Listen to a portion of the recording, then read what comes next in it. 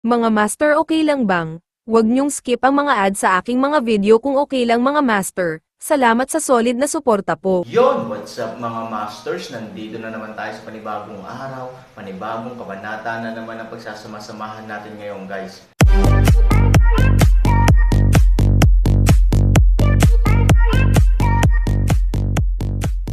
Bali mga masters, kung bago ka pa lang po sa aking YouTube channel, please click the subscribe button, lalong-lalo na po yung notification bell guys, para maging connected pa rin tayo sa isa't isa at maging updated kayo sa mga susunod ko pang video.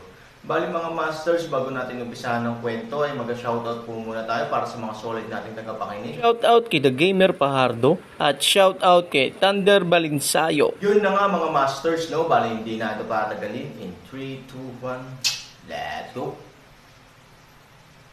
Sa sandaling lumabas ang mga salitang ito, ang grupo ng mga tao na kanina pa natakot ay biglang nanambalik ang kanilang orihinal na lakas. Oo, nakikita si Han Sanchen na napakabangis, isang grupo ng mga tao ay tiyak na nakaramdam ng manhid. Ngunit nang lumingon sila at maalala na nalasan si Han Sanchen, agad na gumaan ang pakiramdam ng grupo ng mga tao. Namamatay na si Han Sanchen, ano ba ang dapat ikatakot? Gaano man siya kahanga-hanga ngayon, o kahit na siya ay isang Diyos ngayon, ano? Walang nagmamalasakit sa isang taong namamatay. Fuck, you're right.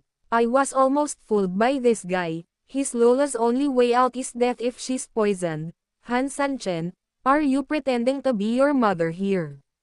Tama, Han Sanchen, kung ako sa iyo, hahanap ako ng lugar na mapagtataguan ngayon, at pagkatapos ay maghintay doon upang mamatay ng masunurin. Nakakahiya, Terra, halika at suntukin mo ako, malakas din ang swerte mo, at mas magiging marahas ang makamandag na atake, mas mabilis ka lang mamatay.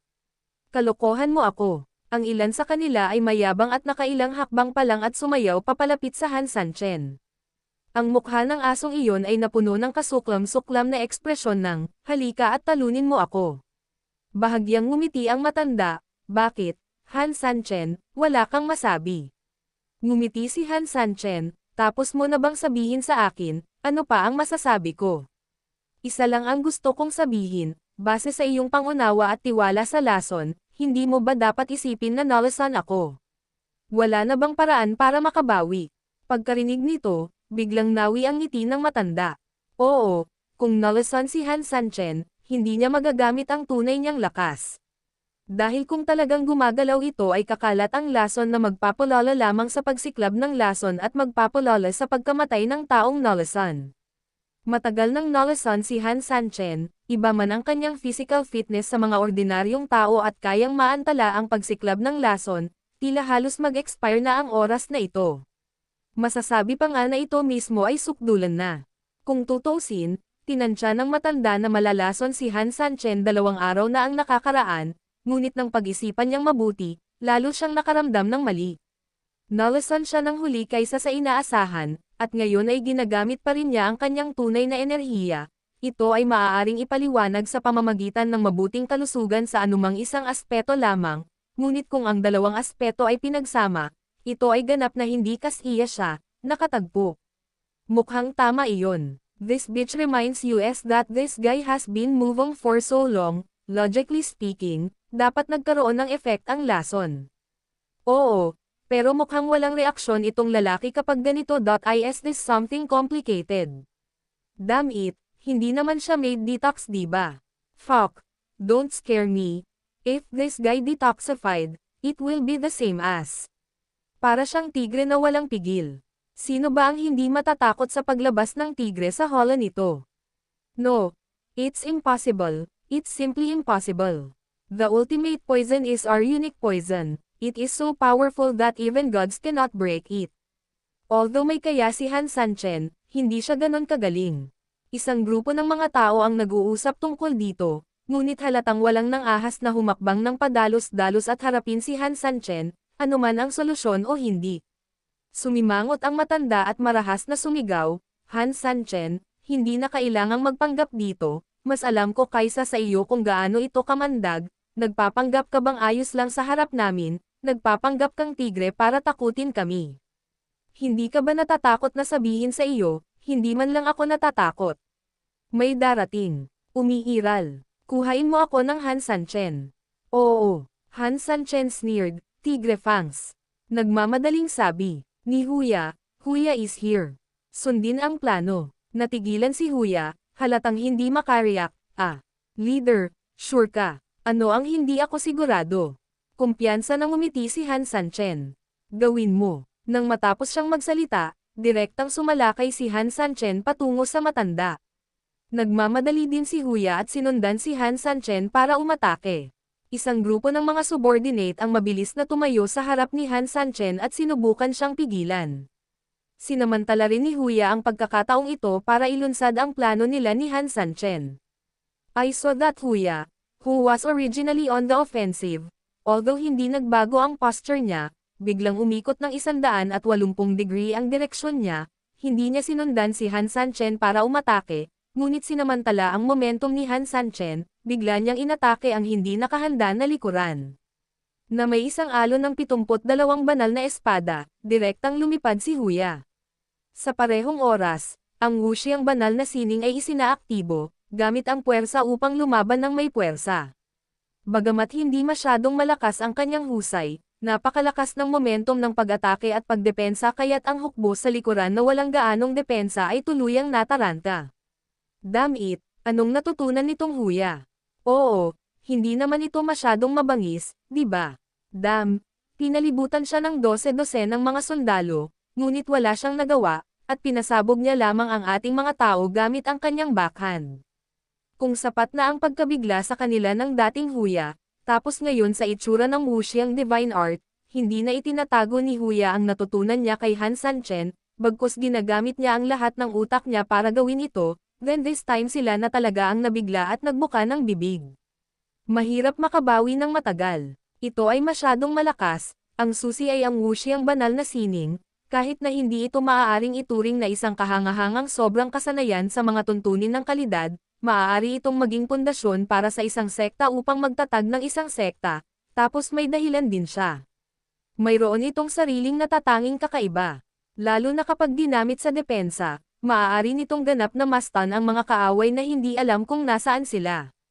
Pagkatapos ng lahat, kailangan mong makilala ang isang taong hindi ka pamilyar at pagkatapos ay marahas na atakihin siya, sa huli, nalaman mong hindi lang walang silbi ang mga pag-atake mo, kundi ginagamit niya ang mga pag-atake mo para guluhin ka.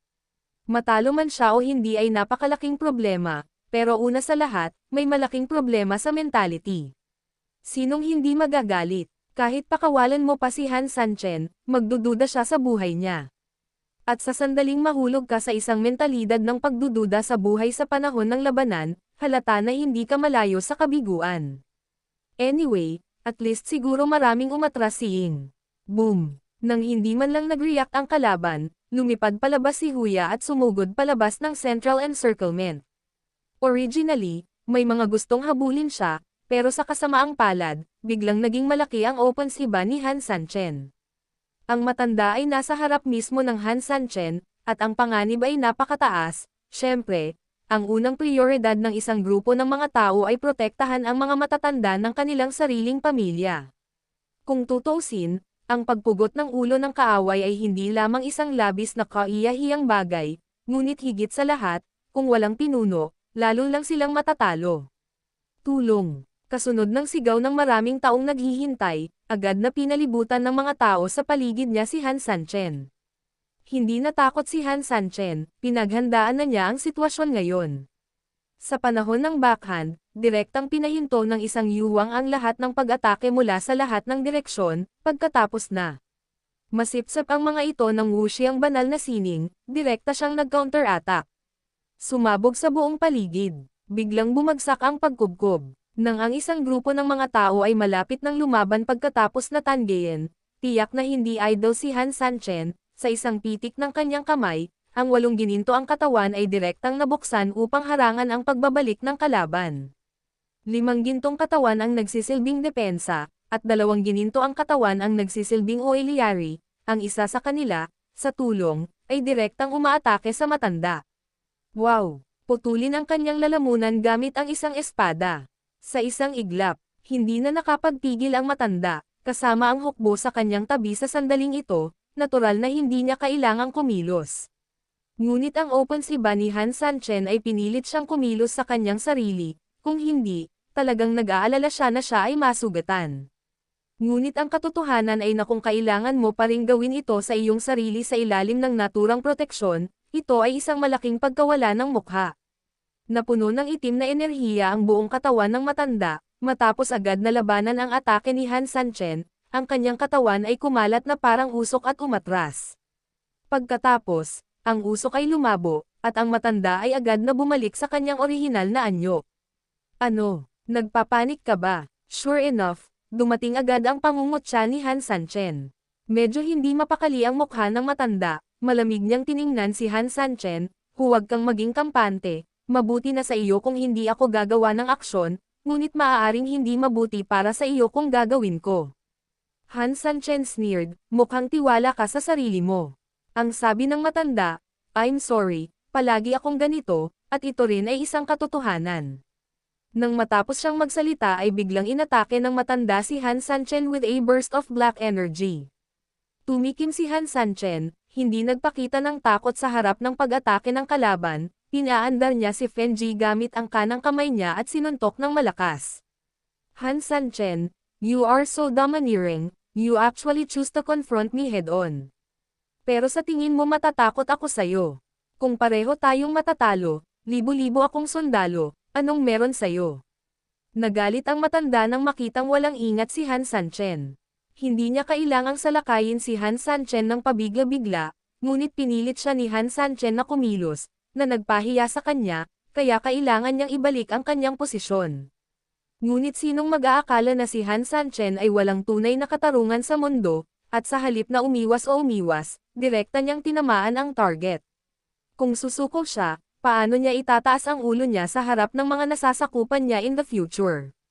Sa makatuwid, kahit na nanganganib siyang masugatan, kailangan niyang manalo ng Han Sanchen. Hindi mawawala ang momentum mo, at hindi mawawala ang mukha mo. Sa kidlat, diretsyong magkaharap ang dalawa.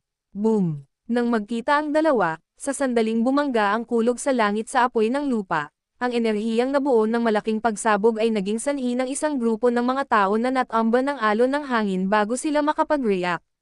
Sa oras na ito, napatras din ng ilang hakbang si Han Sanchen at ang matanda. Bagamat nanatiling normal ang ekspresyon ng matanda, labis siyang nagulat sa loob. Talaga bang hindi lason ang lalaking ito, o naalis na ba ang lason? Bakit ang lakas ng kamay niya? Ito ay hindi normal. Kahit na ang matanda ay gumawa ng ilang mga paghahanda para sa kasalukuyang sitwasyon ni Han Sanchen, sa katunayan, pagkatapos na pumalit, siya ay nabigla nang malaman na siya ay naging ganito, minamaliit na pala niya si Han Sanchen. Bahagyang nagbago din ang ekspresyon ni Han Sanchen. Halatang mas makapangyarihan ang matanda kaysa sa inaakala niya. Ang Han Sanchen ay talagang Han Sanchen, kahanga-hanga, mahinang ngumisi ang matanda. Ngumisi din si Han Sanchen bilang sagot, hindi ka rin masama, pero naglakas loob ka pa rin bang magpatuloy? Ngumiti ang matanda, bakit hindi ka maglakas loob? Kahit na mas malakas si Han Sanchen kaysa sa inaakala niya, hindi ibig sabihin na natatakot ang matanda. Ang isa ay ang mukha ng matanda, gaya ng nabanggit kanina. Pangalawa, napakaraming tao ang nakapaligid sa kanya, kahit na siya ay nawalan ng malay o mas malubhang na sugatan, hindi siya natatakot. Ang tanging mawawala ay ang kanyang Han Sanchen. Mahinang ngumiti si Han Sanchen, pagkatapos ay subukan muli. Natatakot akong hindi ka makakarating. Sa sandaling bumagsak ang mga salita, muling sumugod si Han Sanchen at ang matanda. Bang bang bang, nag-away silang dalawa sa dami, at sumabog ang mga pagsabog sa kanilang paligid. The duel between two top masters is obviously not something that others can interfere with. They could only watch helplessly as the two of them bombed one after another. A few seconds later, the ordinary people, it was just 2 or 3 moves between the two people, but in fact the two people had been fighting for dozens of rounds. The two slapped each other again, and then retreated. The elder held back his body and endured the pain, but in the end he was defeated by the heat in his throat and blood flowed from the corner of his mouth. Han Sanchen also staggered a few steps, and for a moment he felt his blood boiling. However, for Han Sanchen, it was expected. You, The elder covered his chest with his hands and looked at Han Sanchen in disbelief. You're fucking cheating on me. Why do you call me in? Han Sanchen looked at him funny. The elder was furious. It was clear that Han Sanqian's previous cultivation was not that strong, and his strength was not that great, but it was obvious that in the second fight, Han Sanqian's strength suddenly increased to another level. The elder is not a fool, so how could he not understand the method involved? This makes it clear that Han Sanchen deliberately did not use too much power the first time, making himself think that he had used all his strength, so he only responded with this power.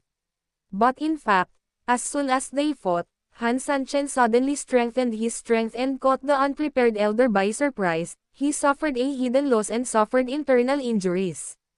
I suddenly felt that using that little power to deal with you was really looking down on you, so I added a little more power. Why, did I overestimate you? It seems that this is what it should be, otherwise, you wouldn't have said it. I'm cheating on you, Han Sanchen said with a smile. One sentence directly pushed the elder to a high position. If you continue to scold him for cheating on you, you have to admit that you are incompetent, but if you don't scold him, you have to swallow the grievance. Fuck. Both ends are fucking not human. Hold. The elder's face turned cold. Okay, Han Sanchen, since you want to play with these things, don't blame me for not practicing martial ethics. Come here. Yun na nga mga masters, no? Bali panibagong kabanata na naman yung natapos natin ngayong gabi. Muli, maraming salamat po talaga sa walang sawang suporta po sa aking YouTube channel na talagang inaabangan nyo po ang bawat upload ko po. Bali mga masters, magkita-kita ulit po tayo bukas ng gabi at ngayon po ay magpapaalam po muna tayo.